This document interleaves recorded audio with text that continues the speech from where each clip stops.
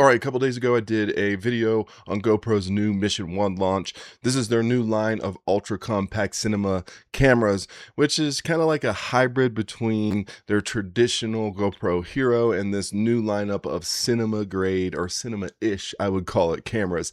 So one of the things that we did not see is pricing, but today during NAB, they launched all of their pricings for their new lineup for these, I guess they're called Mission 1 cameras. I'm going to walk you through some notable specs and then tell you whether or not I'm going to buy one of these cameras. I went ahead and pulled a quick comparison between the different cameras, and there's some pretty interesting things about the pricing. So for their lowest end one, the Mission 1, that's going to be $599, so $600. Then when we step up to the Mission Pro, we're looking at $699 or $700. And then apparently the Mission 1 Pro ILS is going to be the same price at $700, but remember, you're going to have to buy some lenses. Now, before we get on to which one I am going to pick, may pick, I don't know. I'm going to walk you through a couple of different notable differences. So the differences between the Mission 1 and the Mission Pro, and really the Mission Pro ILS, right? The Pro and the ILS, the only real notable difference is removable lens, right? So you're going to be able to put a micro four thirds lens on there. Of course, you can get adapters, but remember, this is going to be manual focus. There is no electronic pins on this. So there are some real downfalls, in my opinion, with the ILS. As exciting as it is, as much as I want to like this thing, I think lacking autofocus for me is kind of a deal breaker. I know there probably will be some third-party solutions like LiDAR or whatever, but yeah, kind of a disappointment in my opinion. I think the next version, they'll probably be forced to do this and have some type of autofocus system. But again, remember, that would mean that GoPro is kind of venturing into something they've never had before, which is an autofocus system. So I don't know how well that'll work out for them. So really my decision, I think, if I decide to move forward, is going to be between the Mission 1 and the Mission Pro. Now, I was really kind of like confused at first because I couldn't tell much difference until I pulled this. Now, I'll leave a link to this where you can compare these, but I noticed just a few different things that set apart the Mission Pro from the Mission 1, and mainly it's slow motion and higher frame rates. So you can see here there is a different video mode. On the Mission 1 Pro, you can get slow-mo and burst slow-mo, but everything else is pretty much the same as I see it. You still get subject tracking, you still get slow-mo, you still get HLGR, HDR on the lesser than Mission 1 versus the Mission Pro, but you're going to get this slow-mo, burst slow-mo feature on the Mission Pro. The other thing I noticed is in terms of the frame rate. So as you know, these things can shoot in 8K, but on the Mission 1, you're going to go 30 frames, 25 frames, or 24 frames per second, and on the Mission Pro, you're going to go 60 frames per second, 50 frames per second, 30, 25, 24 respectively at 8K. Then when you go to Open Gate, you're still going to have these same frame rates on either one of these, but it does change when we jump up to 4K, or jump down, I guess, in this matter, because we're going 8K to 4K. And you're going to be able to get 240 frames per second for 4K on the Mission Pro. And on the Mission, it looks like you're only going to get 120. So if you want that really ultra high level 4K slow motion, you're going to want to look at the Pro. Same kind of deal when you step down to 1080. You know, on the lesser one, you're going to get 240, but then you're going to get 480 at 1080 for the Mission 1 Pro. You can see it here laid out a little bit better. But what's interesting here is slow-mo now says burst slow-mo here and burst slow-mo there. So I don't really know because they didn't include it here. Up here is a video mode, but they are including it down here. So I'm going to assume that it does have the burst slow motion. So if that's the case, really we're just looking at things like 16x 480p at 1080p versus 8x. So again, just that slow motion. They're both going to be 8-bit. 10-bit abilities. I mean, I would just shoot in 10-bit if you can. And they're going to have 240 megabits per second, so your bit rate's 240 across the board. Everything else seems to be pretty much the same as I've looked at this. One of the notable things is you're going to have an f2.8, which is pretty good. All right, you have a variable aperture on things like the Action 6 from DJI, but you are going to have that 1-inch sensor, and of course all of them have the GP3 modules. So which one am I going to buy? That's a really tough decision for me, and I think it comes down to I don't know if I'm going to buy any of them, at least not right away. I'm super tempted, but this $699, $700 price tag, that's what kind of gives me some pause, because we are getting ready to see some other camera launches as well. And those camera launches are the Luna, which I am super interested in. And then we're also eventually going to see the Insta360 Action 3. And I kind of want to wait to see, some of the results with these missions before I jump into them.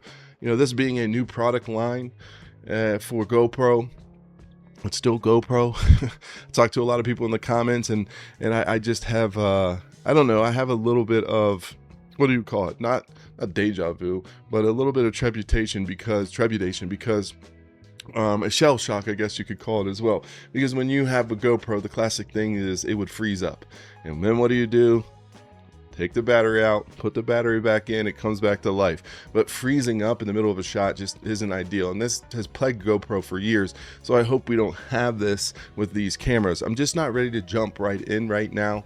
And it is quite expensive. With those other cameras coming out, I have to pick and choose where I put my money. I wish that I was one of the chosen ones that get these cameras for free. But yeah, you guys know the story with me. I'm a little bit too honest for camera companies, I think. There are a few that work with me here and there, but I think I don't know what's going to end up happening. So I'm just going to relegate myself to, just like you all, I have to buy one of these cameras, and it's really going to be a pick between all of those, unless for some reason I end up being blessed by a camera company and they help me out and they value my reviews, my honest reviews. So we'll see what ends up happening, but as it stands right now, guys, I just cannot justify $700 for this camera. I want to. I really do want to buy it, but $700, I start thinking about the camera I really want and have been saving up for. It's an older camera, RX100 Mark 7. That's going to give me 200 millimeters of zoom. I'm also going to get the ability to have autofocus with that camera. So, when you start looking at the Mission 1 Pro ILS, you're going to have to put a lens on it. That means buying a whole bunch of lenses I don't have, or getting adapters, and lacking that I don't know, that focus. I can't see it. I just really can't see me, carrying a bunch of different lenses. Even if I find one that is a zoom, I'm still going to have to fiddle with it and manual. And when I'm out there with things moving around and, more of an action camera guy, I don't really see a huge competitive advantage. I do in terms of the weight. I do in terms of hiking and stuff like that. But having to fiddle with manual zoom when a lot of times I'm out there, at least what I use action cameras for, and even I know some people are gonna be like, oh, but it's not an action camera. It kind of is. It's waterproof. It has hyper smooth, so it's kind of like this hybrid. And the other thing too is the ILS isn't waterproof, right? So you can't take this underwater. You can certainly, get it, splash on it probably, but even then I would be worried just because of that lens connection. Whereas the Mission 1 and Mission 1 Pro can go up to 20 meters. So more like that action camera that suits me a little bit better. Listen, I'm not here to poo-poo on any of them.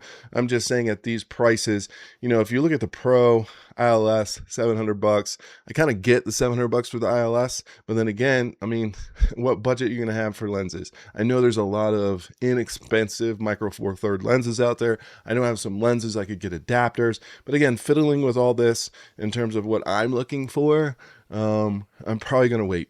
I'm going to wait to see what the